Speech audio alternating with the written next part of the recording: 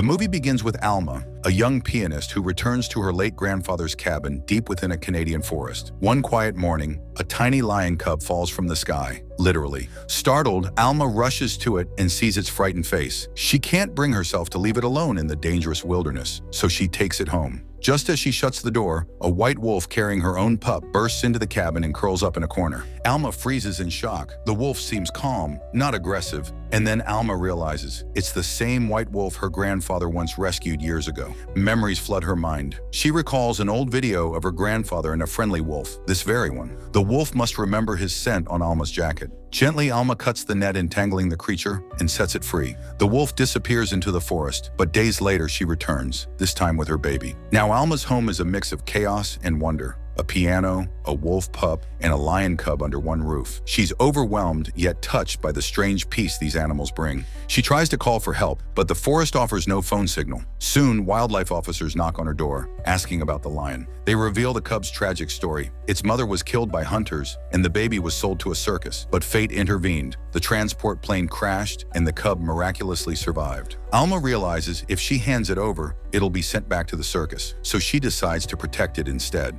Having lost her parents as a child and her grandfather just days ago, Alma knows what it means to lose family. She vows to give this lion cub a new home. That evening, something magical happens. The white wolf begins nursing her pup, and the lion cub timidly joins in. To Alma's astonishment, the mother wolf accepts the cub as her own. Watching this miracle, Alma feels her heart melt. She names the wolf pup Mozart and the lion cub Dreamer, two souls bound by fate, raised by a girl who has lost everything but love. Days turn into weeks, and the trio becomes inseparable. When Alma practices piano, the cubs play outside. When she stops, they rush back to her side like loyal shadows. They swim in rivers, nap beneath the stars, and watch sunsets that seem to belong only to them. One morning, Alma prepares to leave for her long-awaited piano audition. She tells Mozart and Dreamer to behave and promises to return soon. The audition goes perfectly. She earns a position with the Los Angeles Symphony Orchestra. Her dream has come true, but the joy feels hollow. Far away in her cabin, the white wolf is spotted by conservation workers. Mistaking her for wild and dangerous, they tranquilize and capture her.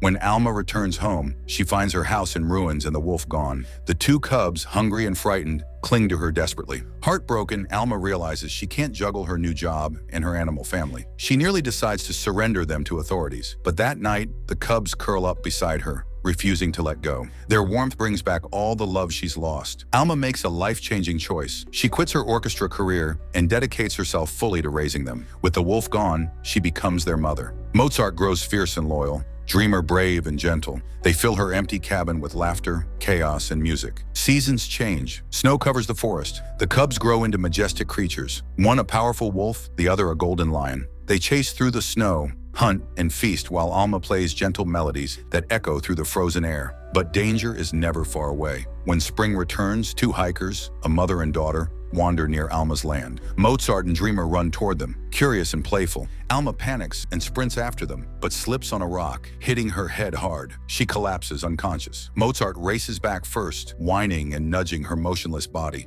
Dreamer soon joins him. The two animals guard Alma all night long in the freezing cold, lying beside her to keep her warm. Their bond, once born of chance, now saves her life. The next morning, Alma's friend Joe, worried when she doesn't respond to her daily check-in, arrives by boat. Seeing wolves and a lion near her, he's too afraid to approach and calls the police. Alma is taken to the hospital, and doctors confirm that without the animal's warmth, she would have died. But the rescue brings consequences. The authorities seize Mozart and Dreamer. Mozart is taken to a wolf sanctuary, reunited with his mother, and safe at last. Dreamer, however, is returned to the circus. When his old trainer Alan approaches, Dreamer growls and thrashes in terror. Alan believes fear is the only way to control him. He whips the lion mercilessly. The once playful cub becomes a caged beast, broken and afraid. Meanwhile, Alma, desperate to get them back, sneaks out of the hospital and tracks them down. She visits the wolf sanctuary, where the kind director tells her Mozart is thriving, happy and free. It gives her comfort, but her heart aches for Dreamer. She vows to find him no matter what. At that same moment, fate begins to weave their stories together again.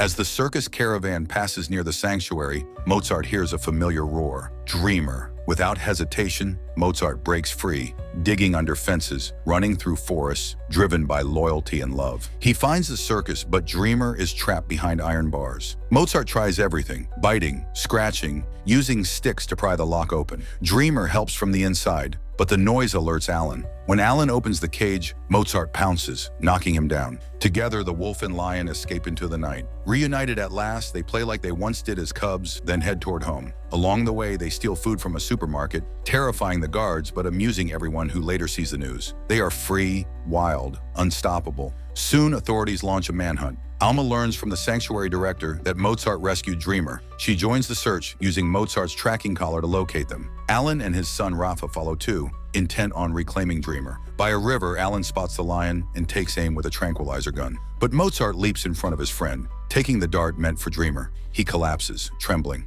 Rafa, horrified, hides the tracking device from his father to protect the animals. Elma and Rafa secretly follow the tracker's last signal through the forest. Rafa leads her to the place where the white wolf was once captured. There, Alma has an idea. She plays her piano music through her car speakers, letting the sound echo across the trees. The melody that once filled their home drifts through the air. Dreamer hears it and runs toward her, roaring joyfully. He leads Alma to a small cabin where Mozart lies weak but alive. Seeing her again, the wolf stirs and nuzzles her face. Their family is whole again, but the reunion is cut short. Alan arrives with police, demanding Dreamer's return. Rafa finally stands up to his father. As chaos erupts, Alma rushes her two companions through a hidden tunnel beneath the cabin, leading them toward her private island across the lake. The police close in. Dreamer, realizing time is short, turns back to distract them, allowing Alma and Mozart to escape. Gunfire echoes. Alma reaches the island safely but fears the worst. Then, rustling in the bushes, Dreamer emerges, alive. The wolf and lion reunite once more, free at last. As the sun sets over the lake, Alma watches them run together through the golden light. Their friendship, forged through pain and love, proves that even nature's fiercest rivals can become family. Because true love knows no species, no boundaries, only heart. If this story moved you, don't forget to like, comment, and subscribe to Great Animation Recaps. Tell me, if you were Alma, would you have risked everything for them?